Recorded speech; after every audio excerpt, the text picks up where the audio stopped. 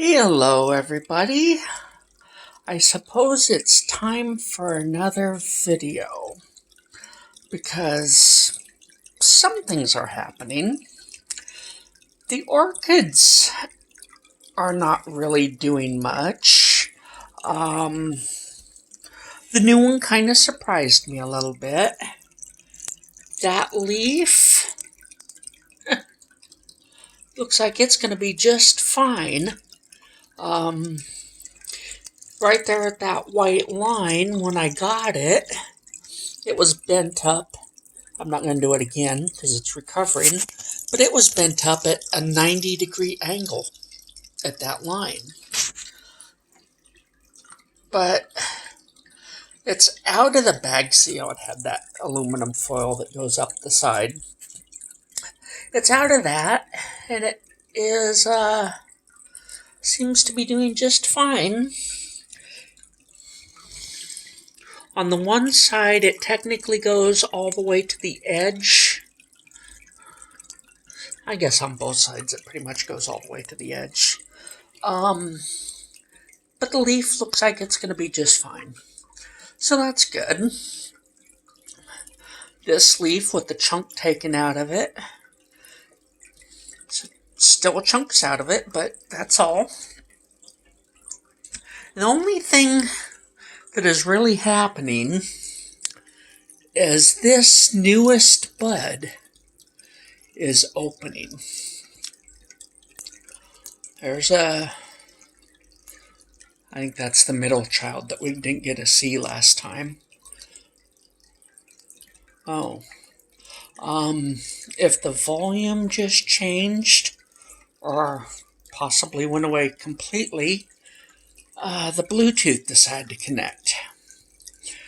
But yeah, the bud is opening. These others are not going to blast, apparently. They still seem to be getting bigger, so that's good. Not my flower spike in that I didn't grow it, but why not? They're good-looking blooms, so why not enjoy them regardless of who grew the spike? So, there's that. Now, the other bit that things are kind of sort of actually happening is with the fish. We got another bit of lucky bamboo, and yes, there's some nutrient deficiencies. This was just going to be a decoration on the refrigerator. And for the last 3 or 4 months, it has had itself wrapped around the refrigerator. Out in the air, wasn't getting anything at all. Matter of fact, it was dying from the bottom up. I cut a little bit more than this much. Yeah, I'm holding the tip, and it's about that long. Almost as long as the 10-gallon aquarium is. Cut that much off of it because it started dying from the bottom up. A little bit more than that, actually, but that's the stick that might be worth keeping. And got up to live tissue. Put a bunch of the live tissue down in the water. Strip back a bunch of the leaves.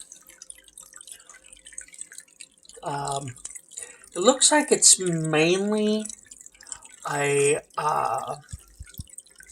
magnesium deficiency. But it looks strong enough to recover. Like I said, it hasn't gotten any water at all other than the high humidity of the other place for, I don't know, maybe 5 months. But it's getting water now. Nutritious water. So yeah, it just got fed. Well, the tank got fed a few days ago. I believe I filmed that. And, of course, the fish get fed daily. But when I say the tank gets fed, that's the salt that I put into the tank. So anyway, I don't need any more lucky bamboo.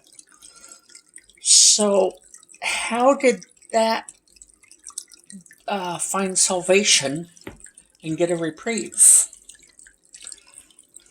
Well, the fish did it. Yes, they did. The other day, last time I put water, I just fill up a gallon jug. It's hanging down there beside, but it's just a gallon jug. I mean, really. Do you really need to see a gallon jug? It holds a gallon of water. Okay.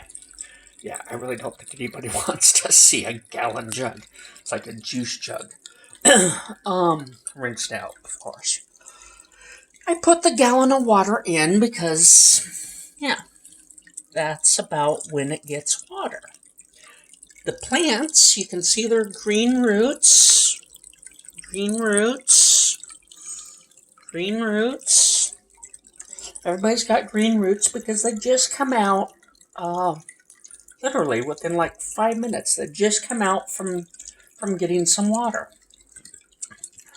I like to water them like just before I put in the top off water if I can, because that gives the ammonia plenty of time to be converted to nitrates, which I believe are the plant's favorite.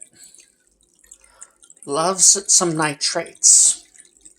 I also think it loves the marine aquarium salt. But the ammonia, nitrates, not really needed. So, I dumped in the other day, yesterday, whatever day it was, I dumped in a fresh gallon of cold water. Just out of the tap, however cold the tap water is, that's how cold it goes in. And then the heater brings it up to temp. It probably only drops the main water temperature, I don't know, 3 degrees at the most, probably. And then the heater kicks in and brings it right back up to 80, like a good heater. Yeah, I'm mad at another heater. I had a heater failure, and it took out my Oscar. So, yeah, not happy about that. But, if I can stop getting distracted, last time I added the water, I just added the water and then later went to bed. I woke up the next morning, looked down at the fish tank, because literally the bed is, oops, it's not very good ways. Anyway, I'm leaning up against the bed because it's just a walkway here. So I looked over at the fish tank, and my fish were being awful aggressive. So I'm watching them, and I'm thinking, why are they hungry? Why are they being so aggressive? You know, they're neon tetras. A little bit hard to see, I suppose, because they're a very little fish. But neon tetras ain't aggressive. They're, like now, very...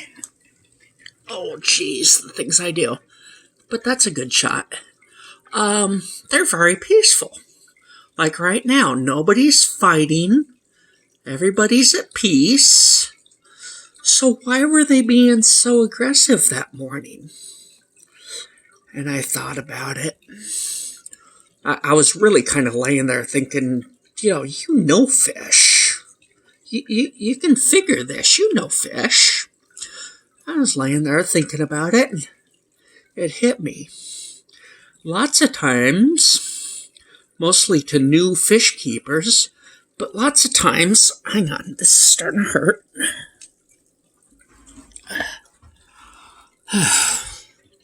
Okay, sorry about that. We'll see if I can film a little longer in this position. So yeah, I'm a fish keeper. I can probably figure this. Thought about it and thought about it. Oh yeah. Lots of times aggression, fish aggression, everybody's out of the video. But lots of times the aggression can look or be, not look like it, looks like aggression when it's actually mating behavior. So I started looking closer. Looked more and more like mating behavior. Matter of fact, this ugly sponge, but down there at the base, around the roots, I'm sure I caught a couple, and I think they were scattering eggs. Now, chances are in this aquarium, any eggs that were scattered, I'm spooking them, trying to get comfortable and trying to eliminate as much glare as I can at the same time. So yeah, okay. Some egg laying first thing in the morning. Now, like I say, they probably gobbled up all the eggs.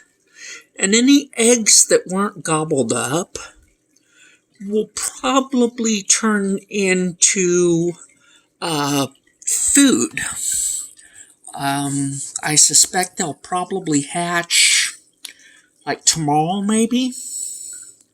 So any surviving eggs, the fry will probably get gobbled up when they hatch. Unfortunate, yeah, sure. That would be unfortunate. And, if anybody survives at all, I suspect maybe one. If I'm lucky, one might survive. Out of, I don't know, 40, 50 eggs might have been scattered that morning. I've got, well, they've colored back up, but I'm pretty sure I've got at least 3 females in there. I went and looked at some videos. I was pretty sure I had breeding behavior going on, so I went and looked at some videos, because I've never bred these guys intentionally or otherwise. I have accidentally bred things like Cory cats. That was an interesting one. But yeah, I've never tried to breed these. Part of the reason I got these guys was, they're not going to breed easily and fill up the tank with fry. Well, apparently they do breed relatively easily. Give them the right water parameters, and apparently they breed. So, yeah. I thought, okay, if they're going to breed, and the videos did pretty much confirm that, unlike cardinal tetras, these guys breed in the morning, leaving the evening for the cardinals. I guess that's the big difference with the, change of their stripe, the red stripe going all the way. That's the other big difference, is they scatter their eggs in the evening while these guys scatter theirs in the morning. So breeding behavior, I'm pretty sure some eggs got scattered right there in front of those roots. Right time, right behavior. Everything's right. I didn't see any eggs, but I saw everything else. So I thought, okay, well, And within the next couple of days, I'd visited 2 of the 3 pet stores. Yeah, I'm doing the finger thing you might have seen in the reflection or the glare. So I went to 2 out of the 3. One's pretty much a pet store. They had a few fish. Didn't have any of these guys. And like the next day, I went into one of the ones that is more of a feed store. They had their tanks all running with a sign that I didn't read. Yeah, kind of like that one, don't make waves. And the other one, beware of jaws. But it was, a piece of paper with, 50 to 100 words on it. I didn't read it. I noticed they had no fish. The sign probably said something about when they may get fish again, but they had no fish at all. Never mind these guys, they didn't have any. And the actual pet store didn't have any of these guys. So, yeah, you basically have to drive more than an hour and go to Eugene to get these guys. So I thought, well, if they're going to try to well, not try, they did. None of the eggs are likely to survive, and if they do, the fry probably won't in this tank. But if that's what they want to do, why not? I might be able to make a few cents. Because if you want to breed fish for profit, one of the main things you need to do, and I'm trying to get up here, so bear with me.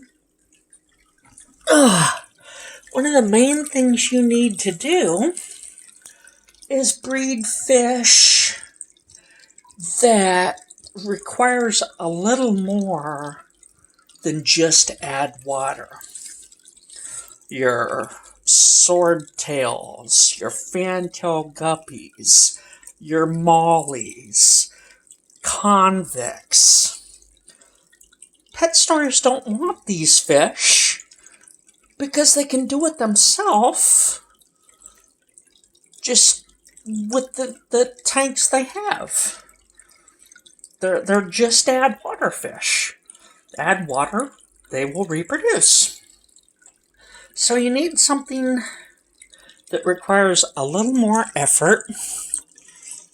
I'm not ashamed of my food, but that's one of the things that don't need to be in the videos.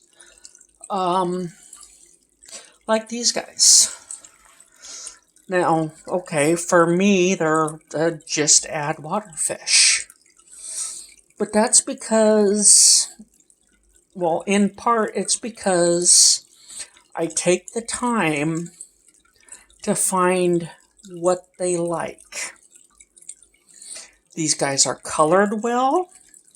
Well, within about 7 hours after a breeding event, the color returns. That's another thing. There was so much going on. The dominant males stay colored up, but they basically knock the color out of the more submissive males during that event. But it came back in about 7 hours. Now, another thing. These guys don't lose their color for no reason.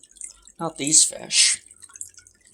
So, some of them paled out for a few hours during the event, and then afterwards they colored back up. And everybody chilled out. No more aggression.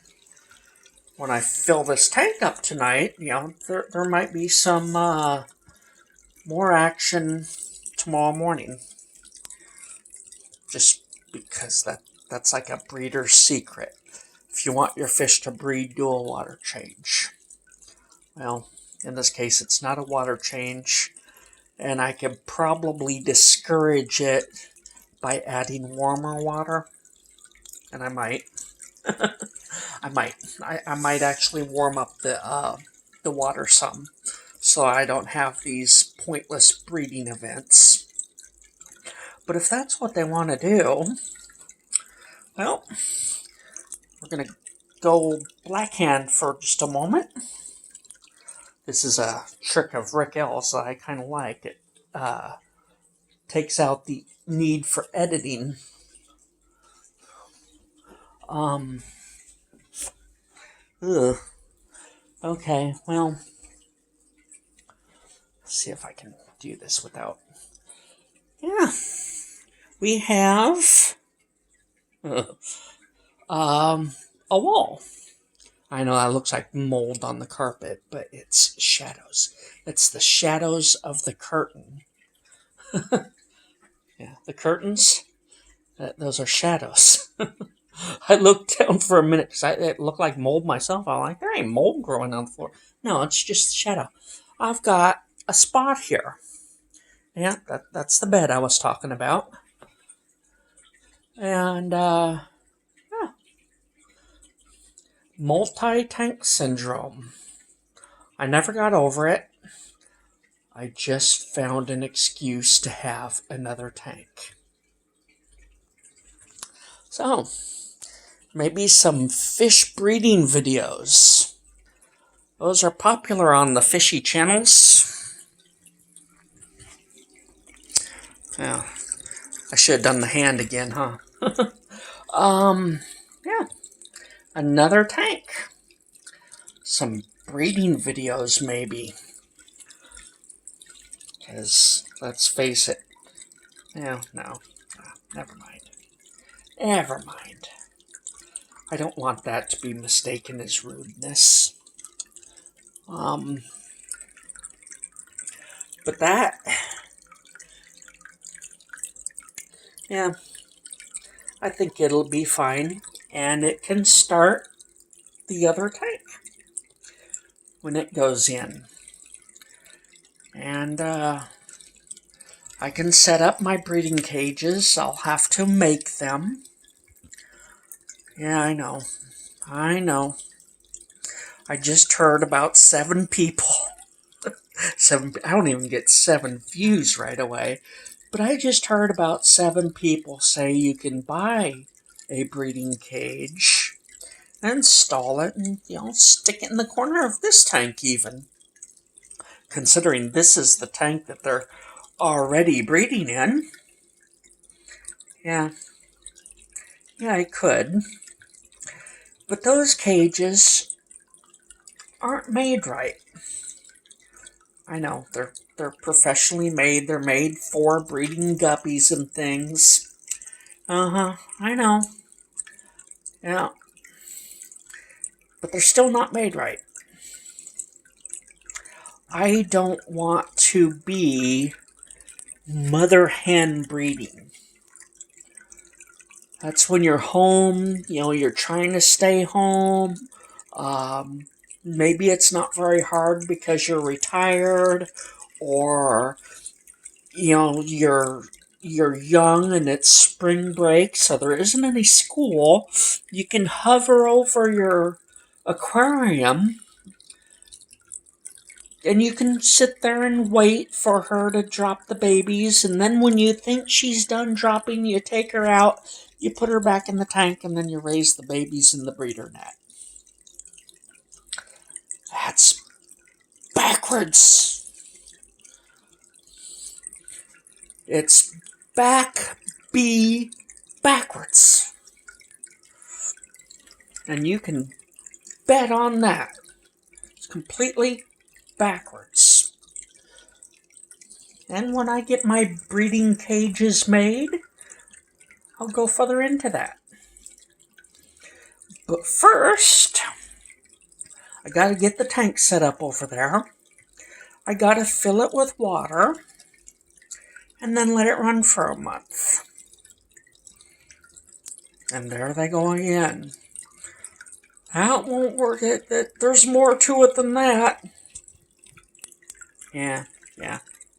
Okay. If you insist. that you can't just fill up a tank with water and everything will be fine, okay? And that might be true for you.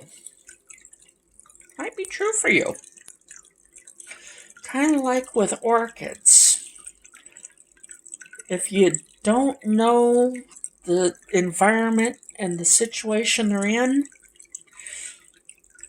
you might want to ask some questions before firing off advice.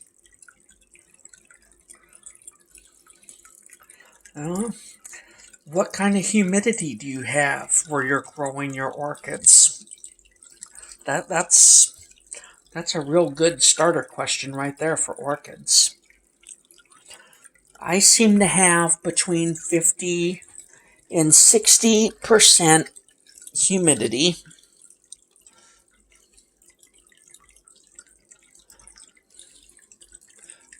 Let's see if they'll come into focus. It's always a trick trying to get this thing to focus.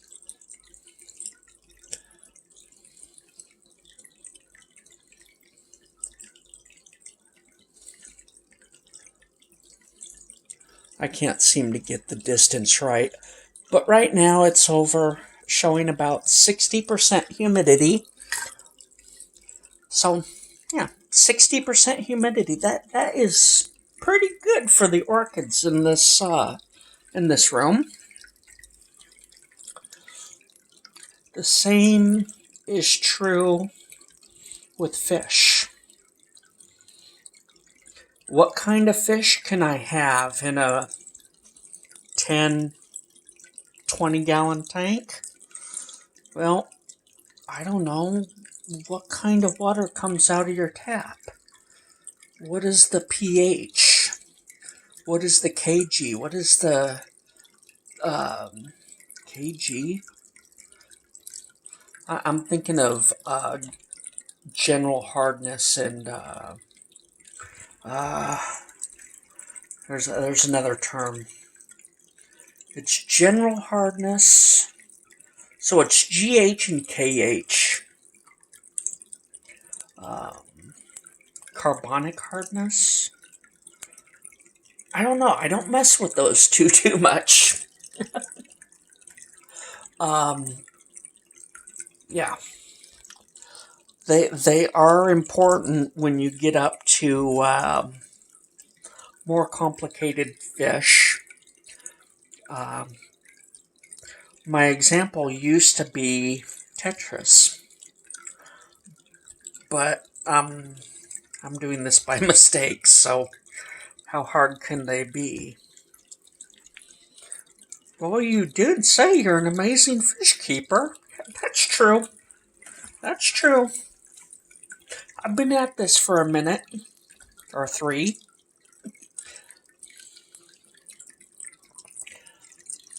Look at the other plants before I go.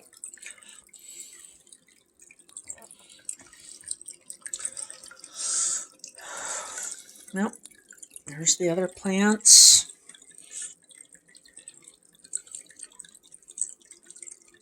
So, yep, I will talk more about the breeding cages. Kind of hard to talk about water parameters, and unless I get a master test kit or something, and they don't do GH and KH. Unless they've changed again. That one surprised me.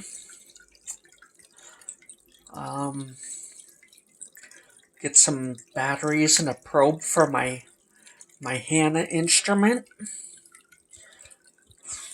Maybe. I don't know. It just seems a little pointless when these things ain't really needed.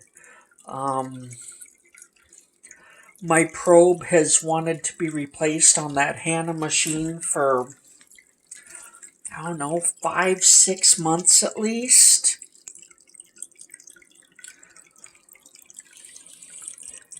Now, my orchids did suffer but I don't believe it had anything to do with my water.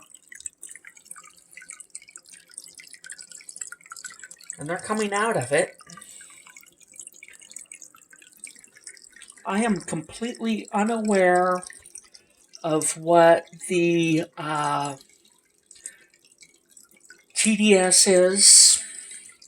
I don't want to get involved in whether or not it's total dissolved solids or not. It is total dissolved solids. I don't think I could confirm that. I went back and read the instructions trying to find out if they gave a definition of total dissolved solids or total dissolved salts. But I don't consider things like iron and boron a salt. I consider them solids, but it's a nitpick. Beta,